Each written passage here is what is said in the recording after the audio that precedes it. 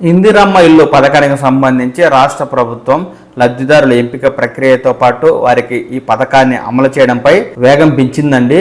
ఇందులో భాగంగా సీఎం రేవంత్ రెడ్డి గారు గృహ నిర్మాణ శాఖ మంత్రి పొంగులేటి శ్రీనివాస్ రెడ్డి గారితో ఈ ఇందిరమ్మ ఇళ్ల పథకానికి సంబంధించి సమీక్షా సమావేశం నిర్వహించడం జరిగింది.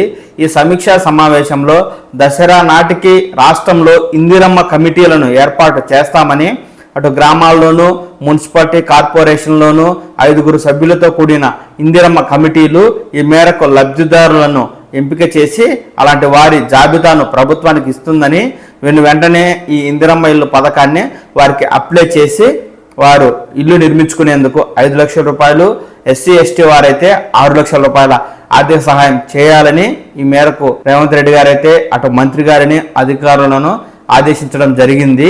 ఇందుకు గాను ఈ ఇందిరమ్మ ఇళ్ల పథకానికి 2-3 రోజుల్లో గైడ్లైన్స్ ను కూడా విడుదల చేయనున్నట్లు ముఖ్యమంత్రి రేవంత్ రెడ్డి గారు అయితే ప్రకటించడం అనేది జరిగింది. పీఎం ఆవాస్ యోజన పథకం ద్వారా ఇతర రాష్ట్రాలు భారీగా లబ్ధి పొందుతూ ఉంటే తెలంగాణ రాష్ట్రం మాత్రం వెనకబడిందని, PMAY కింద రాష్ట్రానికి రావాల్సిన వాటాను రాబట్టడానికి అధికారులు కృషి చేయాలంటూ అధికారులను అయితే ఆయన ఆదేశించడం జరిగింది.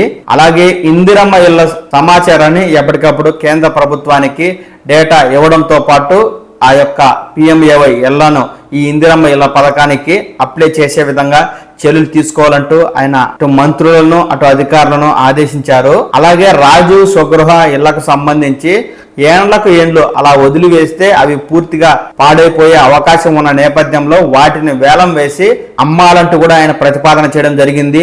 అంతేకాదు గత బీఆర్ఎస్ ప్రభుత్వ హయాంలో నిర్మించిన డబుల్ బెడ్రూమ్ ఇళ్లకు సంబంధించి లబ్ధిదారుల ఎంపిక ప్రక్రియ పూర్తయినప్పటికీ ఇంకా ఎందుకు లబ్ధిదారులకు ఇళ్లను అందివ్వలేదంటూ కూడా ఆయన మంత్రి గారిని ప్రశ్నించడం అనేది జరిగింది. ఈ నేపథ్యంలో ఈ డబుల్ బెడ్రూమ్ ఇళ్లను లబ్ధిదారులకు అందజేయడంతో పాటు మిగిలిపోయిన పెండింగ్ పనులను వెంటనే పూర్తి చేసి అతి త్వరలో లబ్ధిదారులకు ఇవ్వాలంటూ కూడా సీఎం రేవంత్ రెడ్డి గారు మంత్రులను అటు అధికారులను ఆదేశించిన నేపథ్యంలో అతి త్వరలోనే డబుల్ బెడ్రూమ్ ఇళ్ల లబ్ధిదారులకు ఇళ్లను అందజేస్తామంటూ మంత్రి గారు అయితే తెలియజేయడం జరిగిందండి. అంతేకాదు మనకు అక్టోబర్ నెలలో ఈ ఇందిరమ్మ ఇళ్ల పథకానికి సంబంధించి లబ్ధిదారుల ఎంపిక ప్రక్రియతో పాటు లబ్ధిదారులకు ఇందిరమ్మ ఇల్లు నిర్మించుకోవడానికి 5 లక్షల రూపాయల ఆర్థిక సహాయం కూడా అందే విధంగా రాష్ట్ర ప్రభుత్వం చర్యలు తీసుకోబోతోంది. ఈ ఇందిరమ్మ ఇళ్ల పథకానికి రాష్ట్ర ప్రభుత్వం నుంచి ముందు ఎలాంటి తాజా సమాచారం వచ్చినా వెంటనే నేను మీకు తెలియజేస్తాను. ఈ సమాచారాన్ని మీరు ఈ పవన్ టాక్స్ తెలుగు ఛానల్ ద్వారా చూసి తెలుసుకోవడం కోసం వెంటనే ఈ ఛానల్ని లైక్ చేసి సబ్స్క్రైబ్ చేసుకోండి.